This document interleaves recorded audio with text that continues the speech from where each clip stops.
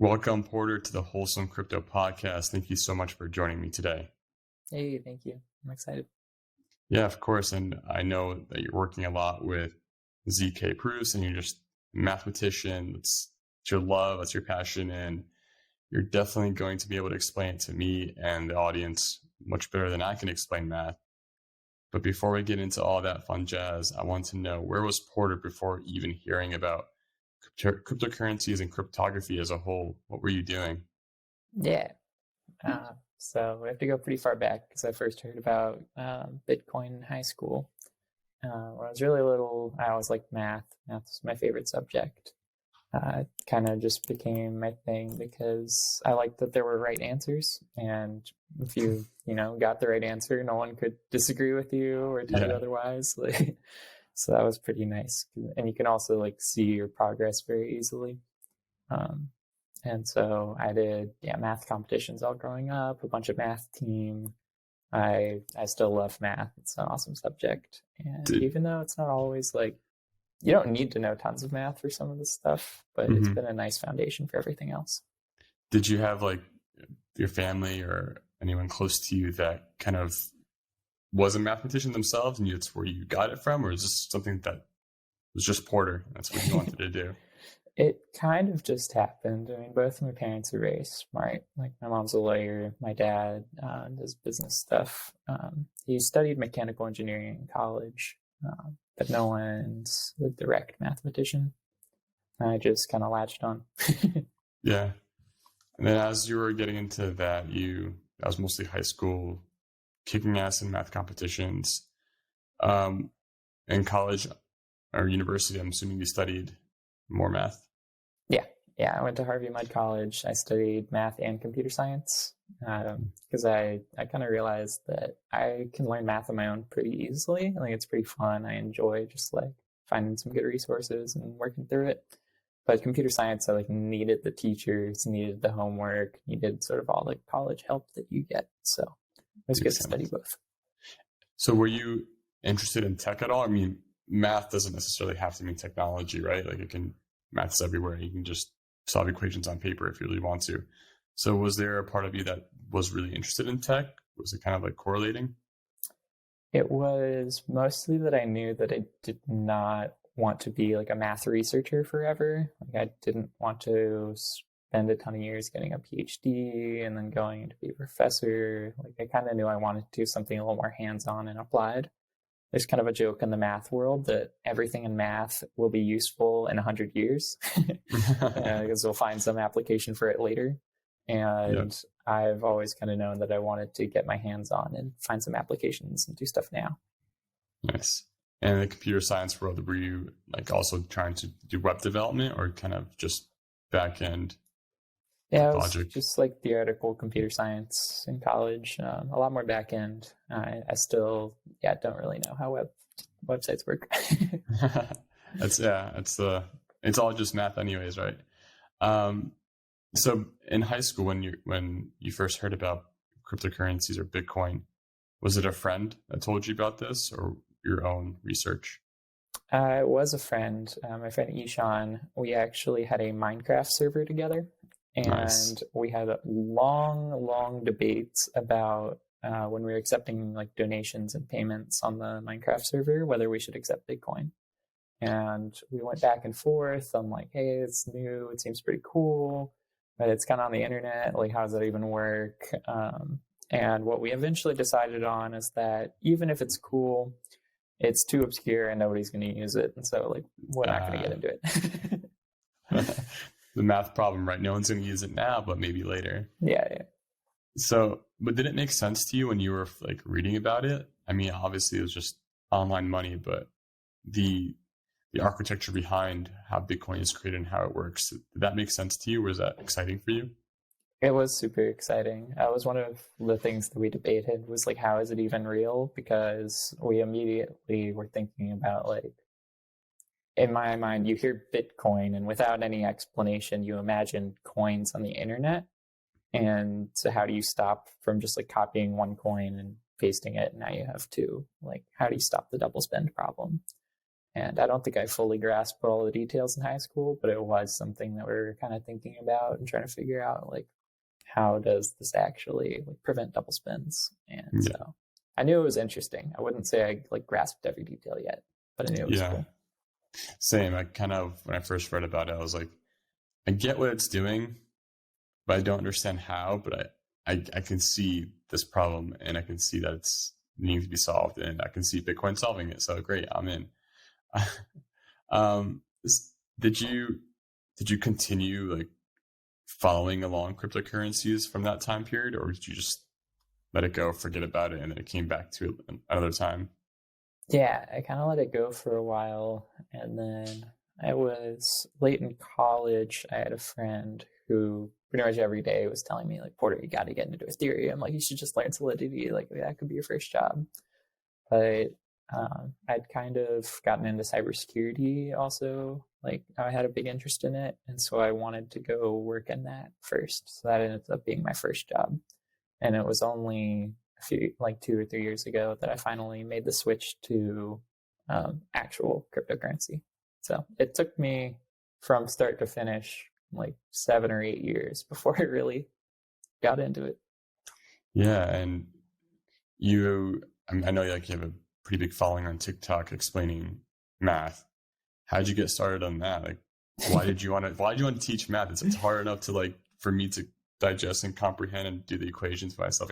Like I did electrical engineering, so I had a lot of math in my schooling, but just explaining it to myself and then like trying to tell other people, it's just a whole other level. Yeah. The TikTok's a whole fun story. I went to some math camps when I was younger, and then I ended up during college teaching at the same math camp that I attended as a student. So that was kind of a fun, like, full circle moment for me. But so I got some teaching skills there, and I kind of realized it's like something I feel like everyone knows, but that if you teach something, you start understanding it better, where it forces you to like really, really understand it, because now you have to explain it. The TikTok thing was just a bet with my cousin. It was Christmas dinner one year, and we were just joking around, and he was saying like, "Oh, it's so hard to be an influencer." And I was like, "I don't think it's that hard. Like, I bet I could do it. I'm gonna prove you wrong." And so, yeah, that's how I post every day for about 8 months straight. I go from 0 followers to 200,000, and did that. Basically, I proved my cousin wrong. So it's so funny because you're just doing it to kind of prove your cousin wrong. And I guess it wasn't a surprise for you then for hitting 200,000. Like I would say it's a surprise if I get 200,000 followers. I'm like, yeah, finally I did it. But the STO was like, yeah, that's what I thought was going to happen. It was, I don't know, it was kind of funny how it worked, because more or less, like, I watched on TikTok at the time, it was a little earlier. There were not very many educational resources on there yet. Like, it was a lot of just people dancing. And so I kind of knew I could like make better explanations of some of this stuff. And so I had a feeling I could do well. But then it is weird just seeing the number go up every day and getting more and more followers and being like it's hard to even understand how many people 200,000 is. Like, yeah, it's hard to remember that those are like it's all real. It's crazy. Yeah, it's like you're on an auditorium full of 200,000 people. I think the largest space I've been in with like the most amount of people might have been like 100,000, like at a concert or something. Yeah, that's a lot of people. It's like the crowd is wild, and 200,000 is a whole other animal. Yeah. And do you come up with the content on your own? I'm guessing also fan questions come up. Yeah, sometimes fan questions come up. People do like suggest topics, be like, "Hey, could you please explain this?" But my main thesis was just, if I find something interesting, then like I'll talk about it. And it turns out other people also find that interesting, and so yeah, pretty much just whatever cool. Sometimes it was math, sometimes it was like cryptocurrency related. Anything I thought was interesting, I just tried to give like the best, like most detailed explanation I could give in 60 seconds. And they're all 60 seconds, right? Or under? Yeah. Nice. You got to keep their attention span, especially with math. Yeah. So, but this is still before you started talking about cryptocurrencies. It involved cryptography, though. Yeah, I had a few posts on it, but I wasn't working in the field yet because it was something I was kind of keeping my eye on, just as since I've liked cryptography for so long. All the cool stuff, like I said, all the cool cryptography is happening in blockchain. Yeah, it is, and it's like we had cryptography with different hashes, like hashes and RSA cryptography, and like RARing or zipping files. All those encryption methods or blocking passwords. But this is I think it's the first time it's become mainstream language, like cryptocurrencies, cryptography, like everything's encrypted. No one can see. It's all pseudonymous or anonymous. And it's just language that's always existed, but now it's really hitting mainstream vocabulary. And I think it's an amazing thing to actually, have people excited about it and ask you, like, Porter, do you feel like you have a new found superpower? Like, yes, finally I can explain these things that everyone's asking me about. Like, do you see more of it coming up? Yeah, I do feel, I've always said that I feel kind of lucky because like I took my first cryptography class in Stanford in 2013. And so like I've been interested in all of these topics for so long. And suddenly it's just like the biggest thing in the world. And it's not like I planned that. It just kind of like happened. So yeah. It's great to see how popular it is. Yeah. And now that you're kind of like focusing more into cryptocurrencies, I guess, what was the turning point to go from just cryptography to cryptocurrency and cryptography? And I worked at my first job out of college for like 3.5 years or so. And I think I was just kind of looking for a change. Like I kind of learned how to do that job and was looking for something different. And I don't know, it just felt like something I should go try. It just seemed exciting, and like a lot of smart people I knew were kind of in the field, and that was just the main things. I wanted to see like in traditional cybersecurity, a lot of the cryptography is like the very standard stuff. So like a lot of big corporations and governments, like they're only going to want to use like RSA, like SHA-256, like the very standardized, very old algorithms. And sort of once you work with those enough times, you can only, all right, like let's see something new. So. You don't have to name the companies, but have you ever worked with companies and you're just like, why are you using this? Like, this is not safe. Like, please stop. It does happen occasionally. A lot of times they'll start with something that's good, and then they'll try and like make some changes to like make it run faster or like suit their specific use case. And it's usually the like implementation is done in a way that's just like throws everything off. Yeah, and if you miss one point of it, it can just expose everything or have it exposed for a brief period of time, and then the whole cryptography session's like not worth anything. Yeah. So do you care for like any specific blockchains or any blockchains that kind of get you more excited than others, or are you kind of agnostic and hoping the battle between them settles out somehow? I do have just a huge interest in like the blockchain layers themselves. Like smart contracts on top are cool, but I think we're still figuring out like how should like the base blockchains work at all. And then interestingly, because of like the first security company that I joined in blockchain security, we did a lot of work on Solana and Near and Algorand and several other chains that are like not Ethereum based. Like we worked on just all the weird stuff, like all the other stuff. It was like a really interesting perspective because I got to see like, okay, here are these new technologies. In a lot of ways, each of them has some improvement on what's existed before. But everyone still uses Ethereum. So trying to figure out why like these things with some slightly better, at least technology, in my opinion, aren't used as much. It's kind of fun. Interesting. And it's like the famous trilemma, right? of decentralization, scalability, and security.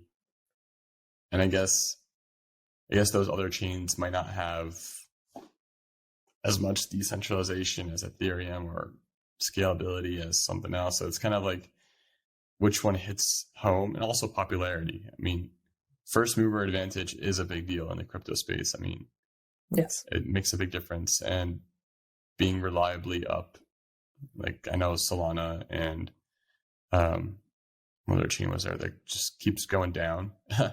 And it's just like, hey, like, this is my money's supposed to run on this. Like, don't go, you're not supposed to go down. Yeah.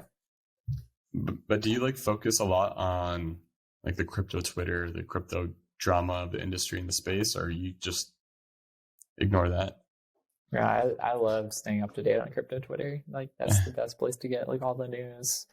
Obviously for security, like even if I'm not like, or I like to keep up with every single like major incident, you know, whether it's kind of directly related to me or not. Like I just want to hear like, how did it happen? What went wrong? Like what can we do to fix it next time?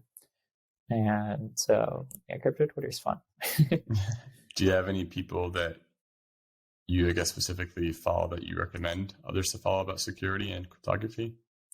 Yeah. I mean, there's a variety of people. My favorite like ZK influencers include like David Wong from Mina Protocol, Pratyush Mishra from Alio, Daira from Zcash. Like there's a variety, and Justin Drake from Ethereum. Those are some good ones. Yeah, Zcash and like Monero are interesting protocols. I feel like that should be used more because they're just built on ZK, and I know Ethereum is adding that layer on top. But like, I guess this is where you can start helping me understand more about ZK.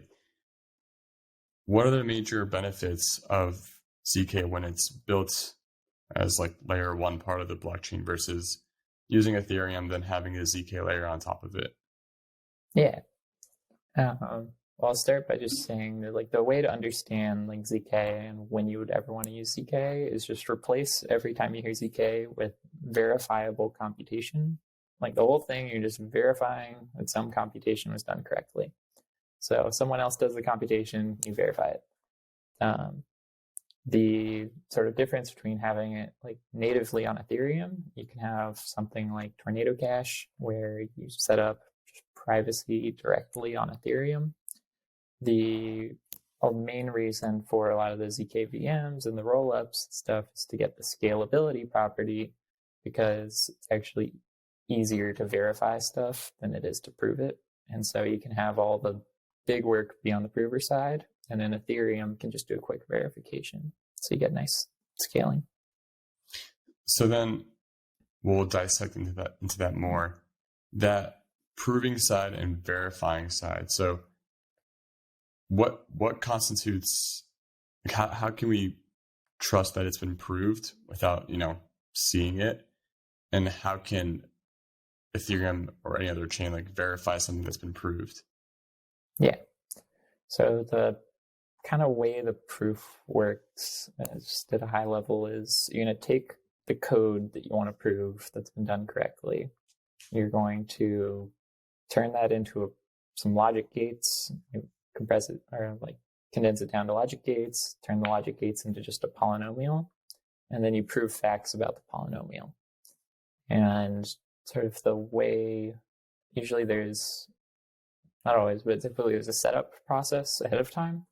And so it's not like, nothing as the verifier, you don't know anything about what's coming in. As the verifier, you do know, here's kind of the outline of the computation that should be done. And what you're missing is just the inputs, or a couple of the private inputs, if there's actual ZK properties. Sometimes a lot of the actually ZK rollups don't even use privacy, and so you know all the inputs. They're just kind of using the scalability thing. Interesting. That's and I guess why did it take so long for us to start using it so much? I mean, it kind of feels like that's the natural path for crypto. Yeah. Is it?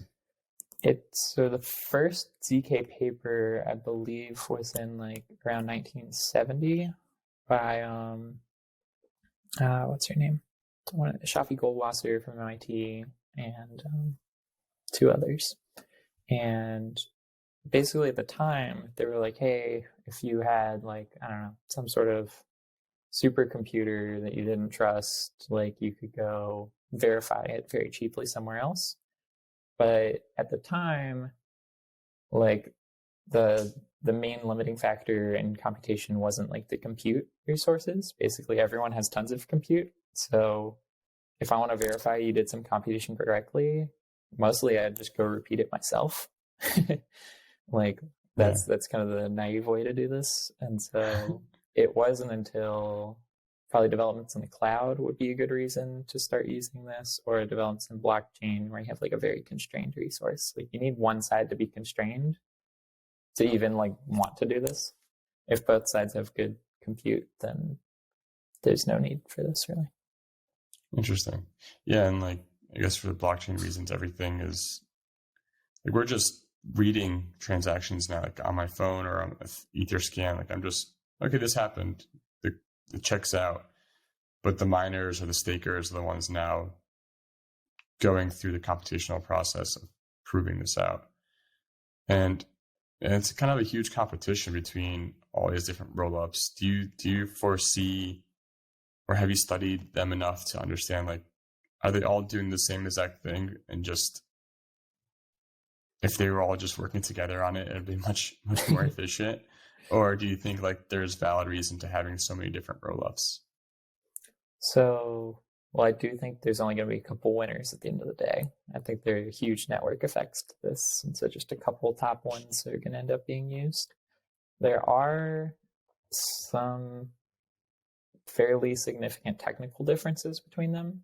Mm-hmm. At the end of the day, for the user experience, I think eventually most blockchain will just be abstracted away, and users won't really worry about any of the details. And so even stuff like using rollup versus using the layer one, they'll notice the price difference and maybe the speed difference. That's like pretty much all they should have to think about. Vitalik wrote a really good blog post actually on the difference between all the rollups. One sort of technical way to think about it is, so in the EVM, some rollups, they let you write Solidity code, and then that's just going to work. But EVM actually runs on bytecode, which is what Solidity is compiled down to. And some rollups let you run the bytecode itself. So that's like maximally EVM compatible. Some are just Solidity compatible.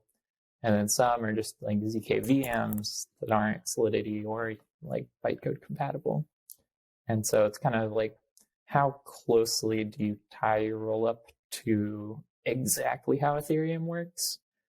And the sort of trade-off is like, if you don't tie every detail into Ethereum, you might be able to build something that's like more for ZK and might be able to go faster, but it's less exactly like Ethereum. Gotcha. And this is something you've been learning for the past, I guess, a few months now, because that's when you first moved over, or have you been like also following this pretty heavily before moving full-time crypto? I would say ZK, I'd really been dedicating myself to it for about a year now. And then the big swing for me was last fall, 2022. I'd learned enough about ZK, and some of my friends were kind of asking me some questions, and they asked me to put a class together. I ended up tweeting about it, just saying like, hey, I'm running a ZK class. Like, if anyone wants to join, like, let me know. And 1,000 people joined. I was like, oh, snap. Like, I kind of just learned this like kind of on my own. Like, I think I have a good idea of it, but suddenly this is a lot of people joining. And so that was like super high pressure because I wanted to like make, good explanations. Like, I wanted to teach it well. And so that was a really fun experience, but that was like the crunch mode for me, where I think I went from like intermediate to like, okay, I have a pretty good understanding now, because it's just all I did every single day for that time period. Wow. And did the class, you completed the class? Did it go off? Like how'd it go? Yeah, it was pretty good. I ended up doing like 6 1-hour sessions over a couple weeks, and people liked it. I think it's still a very nice, like, beginner friendly introduction. One of my sort of hot takes and reasons why I did the class at all is that most ZK resources are not terribly beginner friendly.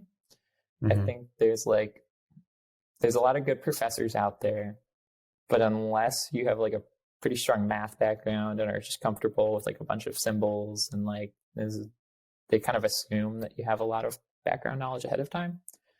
And then even then they approach it very formally.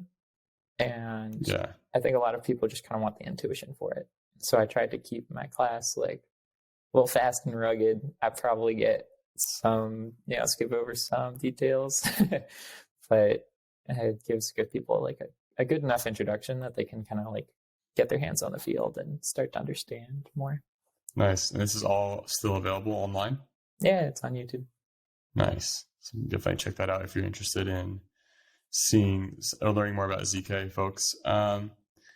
So then you said about 2-3 months ago, you joined a company, you joined FIO, and you work as an auditor for them. And how has that been? How has been working for them, and how is it like actually just getting all this influx of smart contracts to review? It's great. Yeah, I love FIO. It's FYEO, FIO. It stands for For Your Eyes Only. It's a James Bond reference. There's just a bunch of great security people. I knew a lot of them before I even joined the company. So the team's awesome. It's really great to just work with friends. There's so many times where it's like, it's just nice to talk it through a problem with someone and instead of having to figure out everything on my own. And it's been great. So we do all kinds of different security audits pretty much across the ecosystem. Layer 1s, Layer 2s, ZK, smart contracts, oracles, bridges. There's no shortage to like things to review and make sure it's proven properly.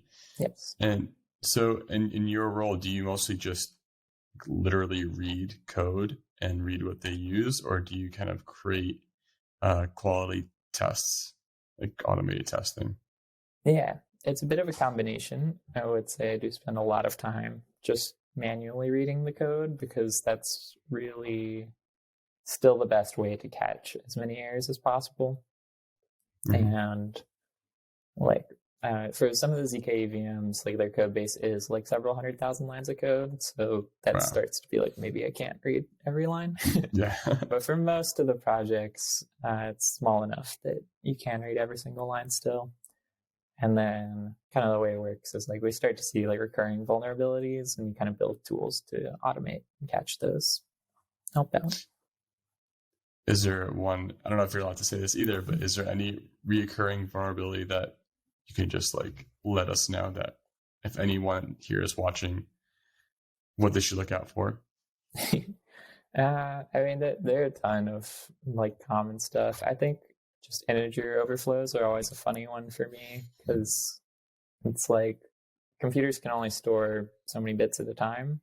And I think like, I don't know, my parents would never think about this, but if you have to shove every number into like 8 bits, what happens if you go over that? And typically a lot of computers will just wrap around and not tell you anything was like wrong. You probably already know most of this, but I'm just explaining.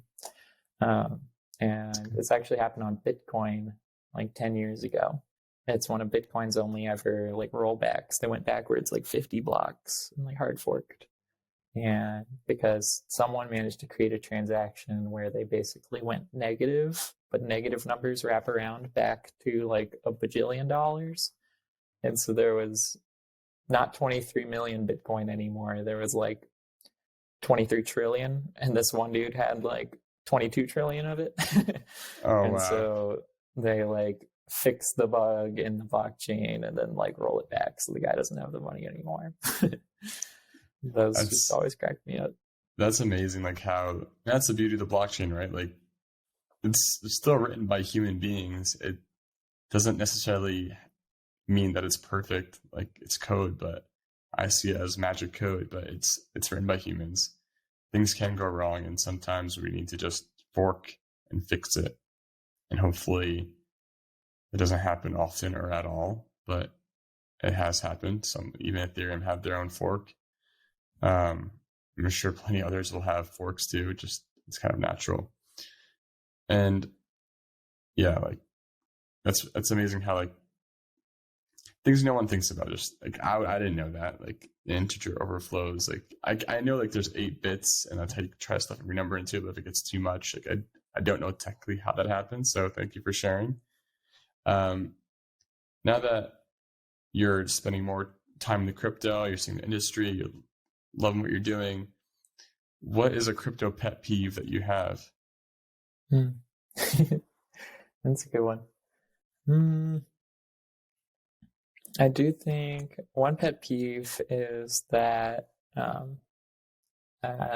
lot of the like influencers who talk about crypto only talk about price. And yeah. like I can't be bothered. Like I tried going on like crypto YouTube, like crypto Twitter. I feel like my bubble is like very technical. It's a lot of the builders, a lot of the engineers. But then yeah, like crypto YouTube, I like searched like, hey, can anyone help me understand this protocol? And like every video will just be like, yes, the price is great, you should buy. Like it's all just financial advice. Like the number is going to go up 1,000x. You're going to be rich. Just buy this random coin. It's like that didn't really tell me anything. So it's kind of my pet peeve is that it's not as much technical information in the world. Absolutely, I feel the same way. It's just like even like the big good influencers still talk about price a lot, and it's hard not to. I mean, obviously people put money into it. They imagine themselves living their lives off of their crypto riches, or like staking as much as they can to passively make income.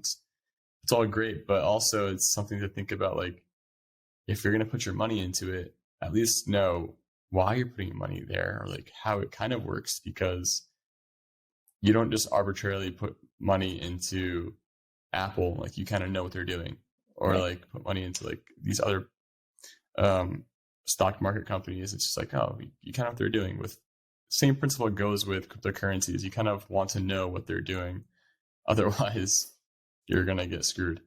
Yeah. And it's pretty easy to get screwed in crypto. Yeah, then I guess for you, and you're building your following, where can some people find you who want to learn more about different ZK proofs, or just learning about math and security in general? Twitter's always good. DMs are open. Anyone can message me. I try and I do respond to everyone. So that's always fun. Yeah. I like, actually, when I did my class and had like 1,000 people, I messaged all 1,000 people individually and checked in on them. Not all at once. It took me like how long did that take you? The class, but I dedicated like a couple hours to it every day. Just like sent some real messages, because it's helpful to know like who your audience is, like how much background knowledge do you have, what topics do you most want to hear about, stuff like that. But then it's also just nice making friends. Like that's kind of always a good part of everything, is like the people. Yeah. So, yeah. Do you plan on making a second course or like a revamp?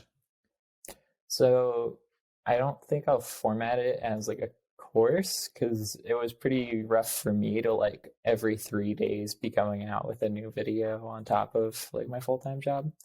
And so I kind of needed a little break, and I had some other things in life happening, and so like I changed jobs, and now I've kind of reset, and I'm gonna just start making some YouTube videos again, some TikToks, just get back to, but just kind of at my own pace. So yeah, what does I'm mentioning like just time and keeping track of that? So like what else do you do other than math and like trying to find security flaws and in crypto in general? Like what does Porter do outside of this work industry? Yeah, I like to read a lot of books. So that's another kind of the nerdier side still. What kind of books?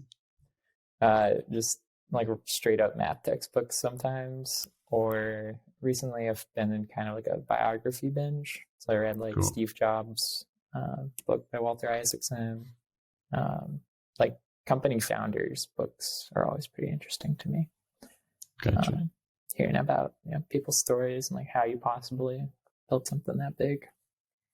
It's pretty nuts. Yeah. And then what else? Like other hobbies? So I played soccer growing up. That was my main sport. I still love soccer. Watch all the World Cups. I actually went to the World Cup in Brazil in 2014. That was That's super fun. nuts. Just for a couple games. I mean, it's awesome. Yeah, it was great. I got to see Messi play, and so that was like, lifetime. Yeah. Something I wanted to happen. It's the greatest. I must be happy now because he won the World Cup, or Argentina did. I was cheering for him the whole time. So played a lot of soccer growing up. I went to school in California, and in California, everyone plays Ultimate Frisbee. I love Ultimate. I was pretty skeptical at first because I was like, listen, I can't even throw a Frisbee. How am I possibly going to be on this team? But apparently, like, some people will be good at throwing, and if I'm just tall and fast, I can go catch it. And that usually works pretty well. Pour to go catch and just throw it. Yeah. There's a pretty good Ultimate league, or not, I mean, like a crew in Boston area. So nice. If you're ever around there. Yeah, I'll let you know. It'd be fun. Yeah, it's just like, I always think about, like, it's tough to keep your mental health in check, especially in the crypto scene, because it is 24/7 and it's so easy to get sucked into Discord and Twitter and all the news medias and YouTube, and just like, it's kind of like, for me, I have to take a step back sometimes and just go for a walk and think, or not think, and meditate.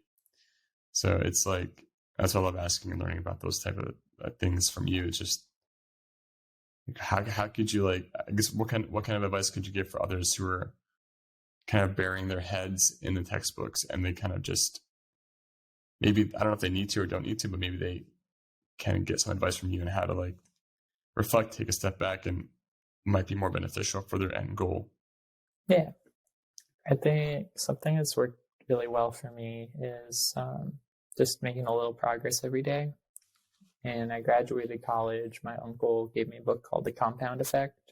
And I think there's a bunch of books that kind of have a similar message. It's like, if you just kind of improve like 1% every single day, then like you'll be like unrecognizable like a few months from now. You'll just know so much more. And so, like, it's always, I think people always underestimate how much they can do in the long term, and like overestimate how much you'll get done today. And so it always feels tough because you're like, I want to get all this done like right now. Yeah. But if you just kind of keep it going every day, like the progress adds up so much more quickly than you expect. So I would say definitely, like, don't burn yourself out trying to do it all at once. Like, be happy if you can just learn one more thing today, learn one more thing tomorrow. You go really far. Absolutely. And that goes for, like, for me, experiencing that, creating my podcast, I'm like, first episode, all right. Oh man, second episode, still not much going on. And like, now it's like up to like 49 or 50. It's just like, now I'm finally like, all right, things are getting more enjoyable. I have a good flow going on. I'm meeting amazing people, and like, I'm realizing that's like the best part, and just experiencing what it's like to grow an audience and appreciating people who do grow an audience. Like, it's not easy to achieve 200,000 followers, or it's not easy to achieve, right now I'm like 500 or something, but like 500 period, not 500,000. Yeah. So it's also a fun experiment to learn, like, how people interact, engage, and how you can also present yourself better instead of just throwing empty content out that doesn't engage any audience members, versus throwing genuine content out which actually does engage people. Right. Like, I joke that I won the bet with my cousin because I did become an influencer, but really he was right that it was way more work than I expected. It's so hard, like every single video trying to have something that's like entertaining and like your audience is going to appreciate, like, and keeping them engaged, like it all like just takes so much work. You have to be so thoughtful, and it's such a different skill too than like solving math problems, or like very clearly defined problem, straightforward answer. And this is instead like growing communities, just a totally different skill. Does your family, were they like, what are you doing, Porter? Like, why are you on this TikTok? Like, why are you in this crypto space? You're going to lose all your money. Like, do you ever feel like challenges? And was there a point where like, see, like it all makes sense now, or are they still like not in belief? Yeah, definitely. Initially, everyone was like, what are you doing on TikTok? Like, focus on your job. Like, what are you doing? All of this. And now it's kind of funny because I've kind of taken a break from a lot of social media, not in like a official way, just I try and not spend nearly as much time. I was on it like 4, 5, 6 hours a day, every single day. And Wow. now it's closer to like 1 hour. It's much better. But yeah, definitely some of my family was kind of late believers, but I think they've come around to it now. They're like, okay, that's pretty cool. But they're not on board with crypto yet. Every time like FTX crashes, they're like, Porter, it's okay if you need to get a new job. It's gonna be fine. Like Luna crashes, it's Porter, it's all right. You had a good run in the industry, like it's all good. The US is gonna sue Coinbase. It's like, Porter, it was a good try. Like just every like bad thing they see in the news. It's all right, Porter. You find a new job.